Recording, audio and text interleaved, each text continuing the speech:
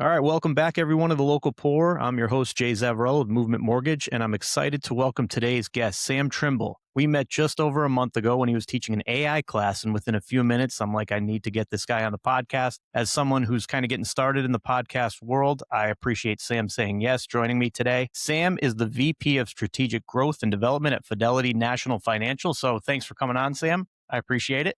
Man, thanks for having me.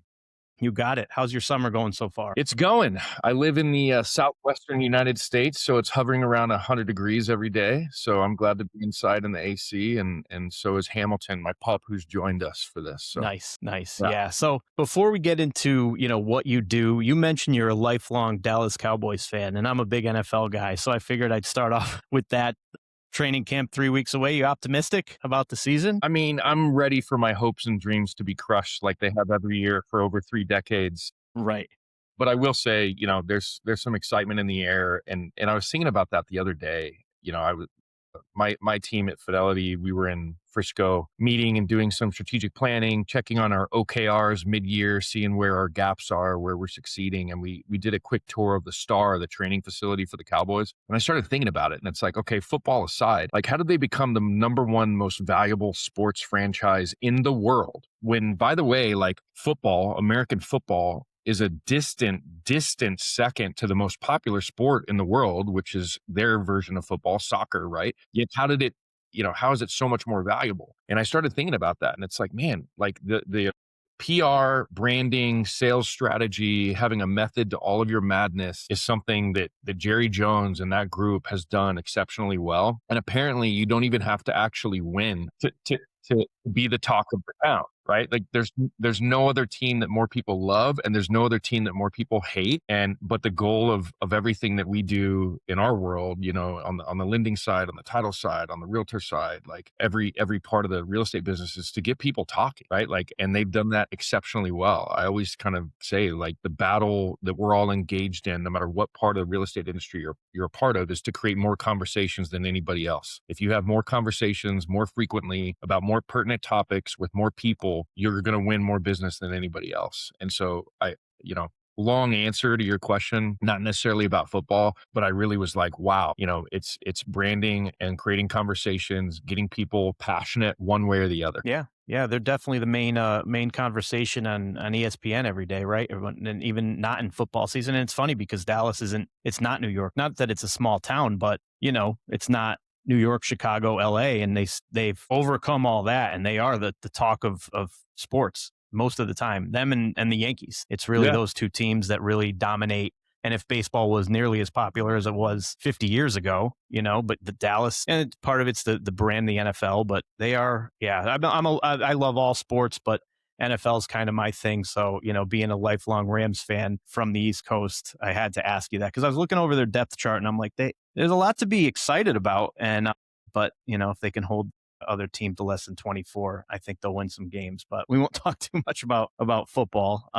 But yeah, we met at the Tavano McEwen Bonanno and Alex Bowen Artificially Authentic, I guess, class you would call it, or lunch and learn type Yeah. thing. And I was super impressed because, like, the past couple of years since, like, I guess 22, 23, being in the mortgage industry, we've been kind of inundated with, hey, you got to jump on this AI call. And we're going to tell you it's kind of the same thing. It's like, is AI good? Is AI bad? Watch out. How can AI help you? And it's like, it's the same stuff all the time. And you kind of got up there and gave real tools to help people. And I'm sure you talked to other industries other than mortgage and real estate people, but you actually gave us something to leave with other than like AI is going to take over your life. And it's the same story. So can you talk about that? How did you get started and sort of master this stuff when, AI has been around a long time, longer than 3 years, but I feel like it's been the past few years that everybody's kind of getting all this info. Yeah. I think it kind of happened by coincidence. A few years ago when ChatGPT and OpenAI first kind of hit the market and everyone started freaking out and like getting so excited and whatever, I started playing with things, and then I saw people having like what I saw as kind of meaningless conversations about it. Like they were it's fun to build a baby meme and whatever, but I started thinking like, people were freaked out. And one of the stats that always blows me away is, China, the populace has an 89% of the populace in China is positive on artificial intelligence and its impact on humanity. Now you can get into the arguments about where they get their information and what type of society it is and all that kind of stuff. But then the United States is under 40%. It's like 38% of Americans have a positive view of the outcome of artificial intelligence. That is a huge gap. And so I think the reason we have a negative view over here is one, we saw the Terminator, like we saw Terminator 2 and we think like this is what's going to happen to us. But two, the hyperscaler leaderships have not done a great job on showing us like how it can make our lives, ostensibly better. And so I started diving in and looking at ways to use it to actually have better relationships, not like hide behind it and have a bunch of AI agents running my whole life and communicating with all my clients and depersonalizing everything. I started thinking like, how could I use this to free up time to do what I do best, which is build relationships, create incredible connectivity with my clients and customers, create best in class customer service to where you feel seen, heard, and understood on a higher level than you ever have before. And so I gave a few quotes in a couple publications, and then all of a sudden I became like one of the AI guys in title. And I was like, like I should probably learn about this now if they're going to ask me questions. And so, but really, I think like any other technology, most technology to this point has been an evolution. This, in my opinion, is a revolution. This is something totally different. We've had automation for a while. People confuse automation with AI. Automation is self-explanatory. AI is actually like an intelligent, platform going out into the world and doing things on your behalf, learning behaviors and being able to implement strategies. It's very different. But to me, like every other technology, you have two choices. You can hide behind it and use it to do the things that matter, or you can leverage it so that you can do the things that matter in a meaningful way. And so that's kind of the path I've taken. And that's why I call it artificially authentic. It's like, how can I use AI to actually go deeper in my relationships, have more meaningful conversations, help my Yeah. clients and customers feel that they're treated with a white glove that they've never experienced before, like hyper personalized communication and things like that. So I think, if you spend all day trying to use AI to do all the tasks that you're kind of annoyed by, that can be good and bad. If you use it to double down and double click into relationships, you're going to win every time. And so, that's my biggest fear in our industry is everyone's always looking for a silver bullet magic button to do everything for them. And at the end of the day, like that's not going to end well. It never has, it never will. But if you're using it to create an experience, which is what everyone is striving for in this feeling economy, right? Like how we're made to feel when I do business with somebody. If I feel great, I'm going back. I'm telling everybody about them. I'm a raving fan for life. I am basically an unpaid salesperson for you. If I feel like I'm just a number or an address or a lead funnel or something like that, like I'm probably not going back to you. And so how can I Yeah. use it to actually go deeper? Yeah, absolutely. I agree with you. And when you talked about automation, I always think about algorithms now because it kind of runs everything we do. Like everything I look up on whether it's YouTube or Facebook, it just knows. Is that more automation or is that more AI? What I what mean, would you say? it used to be algorithmic automation, but now AI has gotten into that even more to where, I mean, doom scrolling data is unbelievable. Like where we were 6, 7 years ago versus where we are now when it comes to screen time is really incredible. But Yeah. when you put the two together, you can suck yourself into a time warp where you are doom scrolling for hours, feeling like it's just a couple minutes. And even when it is time for me to go to bed, it is time for me to get in this appointment, it is time for me to hop on this call. The physiological addiction that we've developed to it is pretty incredible. Yeah, it's wild. I mean, I always joke about, you want to know who somebody is, like have them open up Instagram or TikTok and click on the search button and you'll see exactly Right. who this person is, right? Like it Yep. used to be Netflix, right? Like you could go to a buddy's house, they open Netflix and you could see whether or not they're super freaking weird and have some really strange hobbies Yeah. that you didn't know about, or if they're just kind of a normal run of the mill dude. But now, But the funny thing about that is how quickly you could retrain that stuff. You know, if you start engaging with certain things on kind of growing your philosophic view of the world, or your faith base, or your technology, or your sales strategy, or whatever, all of a sudden you're like, man, I'm getting a lot out of this. But if all you're looking at is like, cat videos and fake alligators throwing things at kids, which I saw yesterday, like you're gonna get sucked Yeah. in pretty quick. For sure, yeah. Last night had the World Cup on, and I'm like, I'm excited to watch the game, and then and it happens all the time. But I have Instagram up, and I'm scrolling, and I just literally have to throw my phone in like disgust. Like I can't do this anymore, because it's too much. There's too much going on. But yeah, I was curious about that. So we hear about AI constantly, how it's like a legitimate threat to some people's jobs. How much do you put into that, as far as how it can threaten certain industries? Do you think that's a real thing, or do you think that's kind of BS? I guess. Well, I mean, I have a lot of thoughts about that, actually. And so, in prior to around 1900, like 1885, like 85% of the American population, their livelihood was tied to the agriculture industry in some way, shape, or form, whether it was transportation, production, reaping and sowing, distribution, whatever. But 85% of the American populace was tied to agriculture to make a living, right? So then the tractor becomes this thing, and everyone starts freaking out. They're like, it's going to kill so many jobs. We're going to be out of business. There's not going to be enough food for people. This is a real problem. What actually ended up happening is there was more abundant food sources, which brought the cost of sustenance down, and people found other ways to make a living. All these other industries were born from that. A lot of people make the argument about Henry Ford's assembly line. It's going to destroy, our industrial base. And it did the opposite. The car was produced faster, quicker, at a higher quality level. The cost came down. More people had access. We started spreading across the country. Like, in the 40s was the first time Americans were centralized in suburbs versus metropolitan areas. So there were all these positive effects. But more than that, I think we need to ask, like, do people want to be doing some of these jobs? 30 million Americans are tied to transportation for their livelihood now, right? Personal drivers, truck drivers, logistic companies, Uber, Lyft, the amount of people that drive that. So, humanoid robots and physical AI meaning, the humanoid robots, autonomous vehicles, things like that, is a threat to 30 million jobs. But then I would ask, like, do you want to be doing that? Like, forget that this is how you make a living in this moment right now. But do you enjoy getting up at 4 o'clock in the morning and picking up a hungover Sam Trimble from a hotel, a Sheridan in Philadelphia, and driving me to the air? Is that like, do you like doing that? So I think rather than saying like it's going to eliminate all these jobs, first we have to think, do these jobs that are potentially going to be eliminated, data entry, clerical work, logistics and transportation potentially, do you really want that job? But my favorite example of this, the number one thing that all the smartest people on earth had said was going to be threatened by AI was radiologists, right?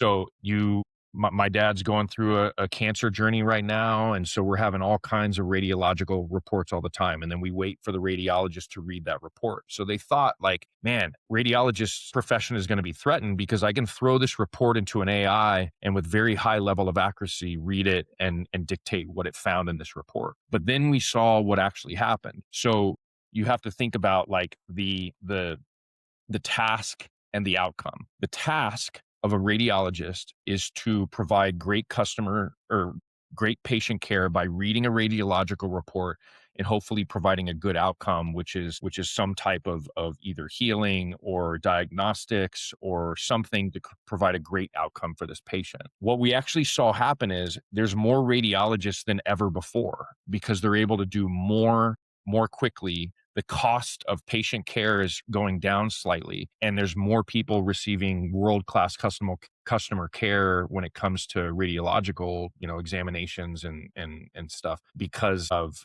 the enhancement of their job using AI. So we thought it was going to wipe them out. We actually have way more than we've ever had in the United States and worldwide that are radiologists. So I think the fear is real, but I think the two questions are, on the things that are going to be eliminated, do you feel that that's what you would want to be doing for the rest of your life? Is that your highest and best use? The data shows that new professions will unlock, just like the tractor, just like the assembly line. And then two is like, is it going to provide a better life for mankind? And so the healthcare space, which is, people need their health, they need sustenance, and they need shelter. And we provide that third one in this industry. It is a need to live a good life. But those other two are coming first. And I think what it's showing is that things will definitely change, jobs will definitely change. But if the cost of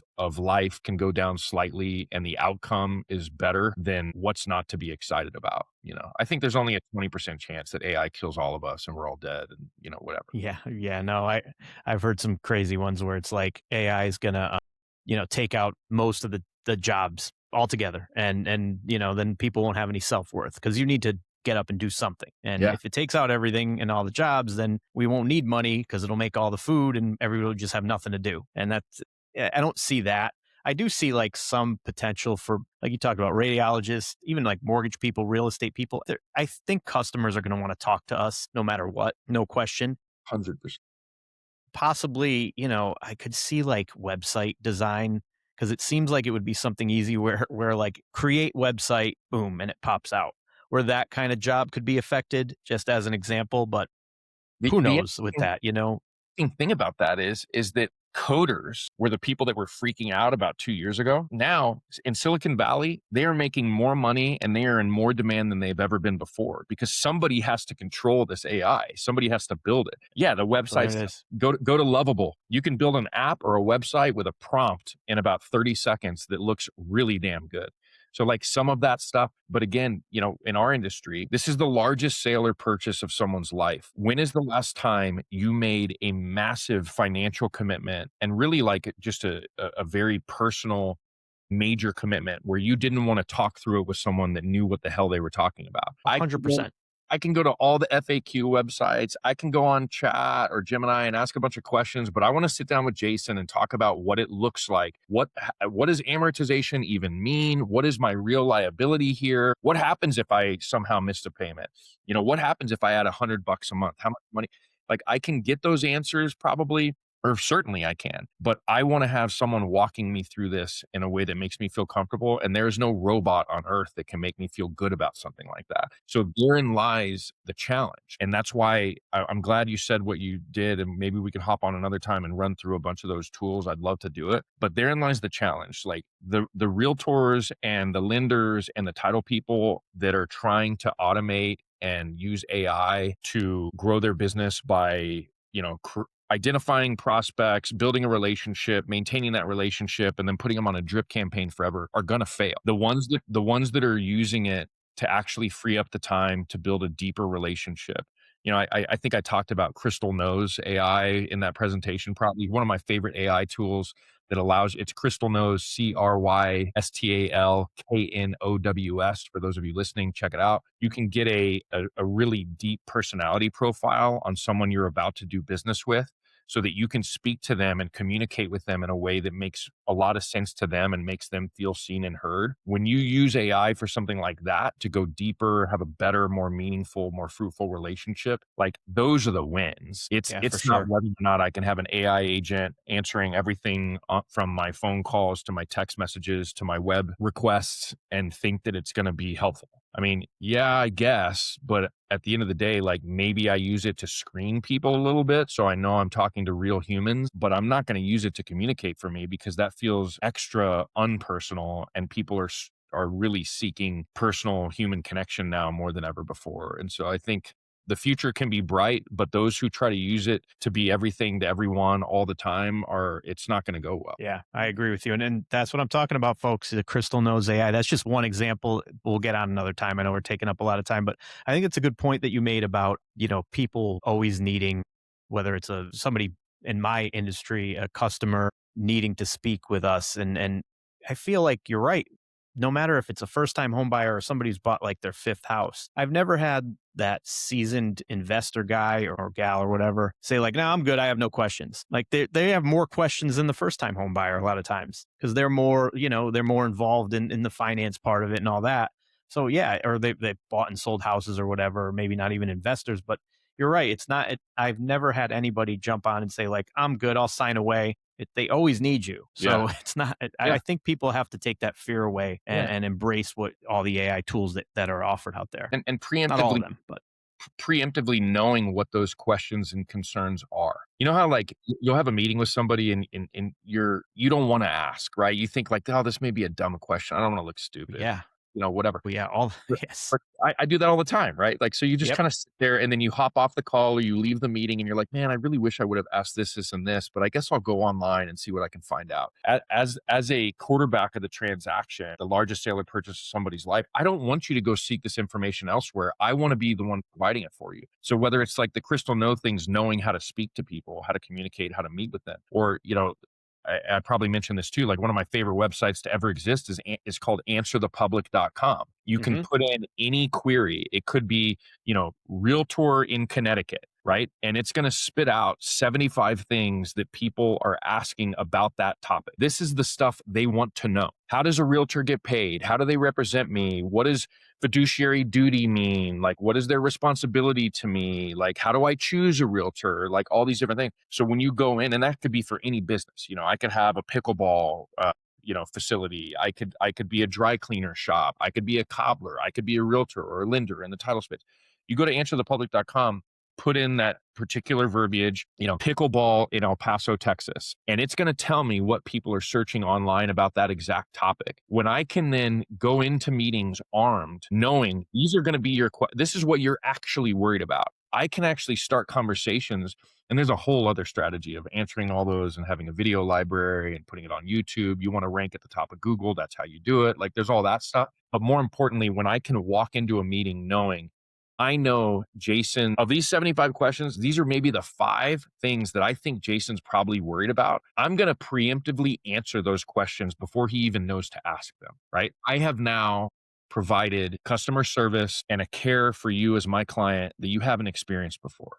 Like, hey, you may be wondering how, purchasing a point up front and I'm worried, what does that actually mean? What does it do? How much does it cost? That's something people are worried about a lot. Like, let me walk you through that real quick. Well, dang, man, like that was something I wanted to ask about, whatever that thing was. And you brought it up without me even having to. I know you have my back. I know I'm working with a professional here. And so like the preparation for those types of conversations and the ability to be able to walk into a meeting that is going to go well. Like I know if I ran a crystal nose profile on you, they have a thing that you can even like have it deliver to you ahead of a meeting, 20 minutes ahead of the meeting, the personality type of the person you're about to meet with, things to double click into, things to stay away from, way to bring up difficult subjects, how you should behave based on your personality. I haven't had a bad meeting in years, probably, because I go into a meeting prepared and I know how to communicate with this person. I know what they want and I know what they could give two shits about, and I stay away from that stuff. And so at the end of that meeting, we're going to have had a valuable 45 minutes together and we're going to work together. It's going to happen. And so, people who want to win more business, I'm less about cold, leads and lead funnels on my website. I'm less worried about that. And I'm more worried about turning each and every customer I deal with into a raving fan for life that will go out and sell me for them because I made them feel differently than they have when they've done business with someone in the past. They had customer service that was exceptional in every possible way. And it was because it spoke to them and it was personal to them. And yeah, that's so really not cool. only are we going to do business together, but we're going to be friends, and Yeah, who do you do being business with? prepared. People that you know, you like them, you trust them, and that's how you do it. Yep. Yep. Yeah, we could Yeah. almost see this coming too. It's like I've said this before to friends and family. It's like the incremental jumps in technology between, I guess, the car, obviously, but at some point in like around 1940, 50, it went from like radio to TV. I wasn't around for that, but that must have been huge. as a life change. And then it went from like, then it kind of stopped and it was just like, okay, black and white to color and records to CDs. And once the internet came, you could almost see this coming. Like we got our iPhones and went from whatever Blackberries to iPhones and smartphones. It's like, and then there was this backup, like you said, with Americans. It's almost like this 1984 mentality, like we're going to be taken over. And that could be what it is with America. We're just not ready for where other countries may be. But I just always think that like there's been no bigger jump, I don't think, starting in what, like '07 when the iPhone came out and changed everything, right? I think. Yeah, and you can extrapolate that down, right? So I brought up the positivity rating of the future of AI in China versus the United States. I firmly believe this AI race that we're in right now, as a nation, we have to win this. We need the buy-in of people. We need the infrastructure to do it, and we need to start thinking competitively. You extrapolate it down to our relationships in the real estate industry. Like, everyone quotes this thing. It was in an MIT article, probably now like 3.5 years ago. And it was that saying that everyone says, like, you basically, like, the people who will win are the people who are using AI. You won't lose your job to AI. You'll lose your job to someone who's using AI, right? That was the quote. But at the end of the day, it's very true. I mean, if you can use it to be more productive, go deeper with people, have better relationships, provide better service, provide better follow-up, and be truly a partner with your clients and customers and whatever it is they're trying to accomplish in their life, then you're going to win. If you say, I don't want to use that stuff, then you're going to lose. It's going to Yeah. happen. And so, Yeah.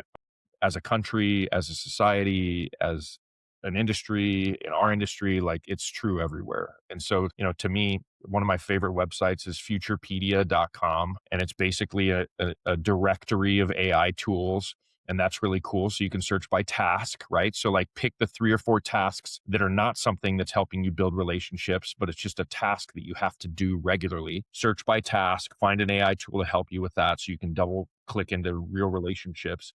But my other favorite thing about that website is there's a ton of training stuff. So it's like, we're afraid of things we don't understand. So anyone who thinks like, this is the end of it, we probably don't understand it. And so those AI 101 trainings there, they go really deep, by the way. There's some really high level stuff too. You start to get familiar, and then you start to think like, oh, here's a couple things I could do. And then you do them, and then you move on to the next thing. And then you realize you're, getting to get off work at a reasonable time. You're able to go to Timmy's T-ball game without stressing the whole time. And all of a sudden you buy in. And so if you start exploring those things, that's the easiest way to get people involved. Like, find the 4 or 5 things in your life that you think maybe you could automate a little bit, or you could use a an an army of interns for. Like, I've always kind of used that. A buddy of mine, Matt, coined that a few years ago. Like, AI stands for army of interns. If I could hire 50 interns to work 24/7, 365, never call in sick, or they're hungover from karaoke the night before or whatever. Nope, they just work all the time. What would you have those interns do? If you could have an AI doing some of those intern style activities for you, you'll have the space, both brain and heart, for better relationships. So Yeah. Futurepedia is a really cool site to work Yeah. on some of that stuff. That's cool. Thanks a lot, man. I appreciate that. All the different sites and apps that you mentioned there, and we'll get back on again, hopefully. But yeah, it's all about customer service, and I think in my industry, and I'm sure realtors and attorneys, the best lead is the one that closes, and then they say, "Hey, my cousin's buying a house or wants to buy," or you know, and those are the best because they're ready. They're vetted for the most part, and they've already got that warm welcome with you. And if you can use the AI tools to help out with that, it's all about customer service at the end of the day. That's kind of how I've always, run my business. So Absolutely. yeah. Yeah. Well, thanks a lot, Sam. I really appreciate you coming on for this small time podcast. I So love it. No, you're doing I thank you very much, man. And I'd like to have you on again. Maybe we can do a week 3 recap or something for the NFL. Check out our teams a few weeks in and go over some more apps and stuff and educate. But thanks a lot. If you have anything to add or plug away or whatever, you can go ahead and do that now. But I thank you very much. No, a rising tide raises all ships. We're all in this together, and I think great things are coming. I'd love to stay connected with anybody. ElPasoSam.com is the easiest way. I always have some resources and stuff on there for real estate industry folks, but we're in this together, and I think the best is yet to come. All right. All right. Well, thank you very much and have a great day. Thanks, Jason.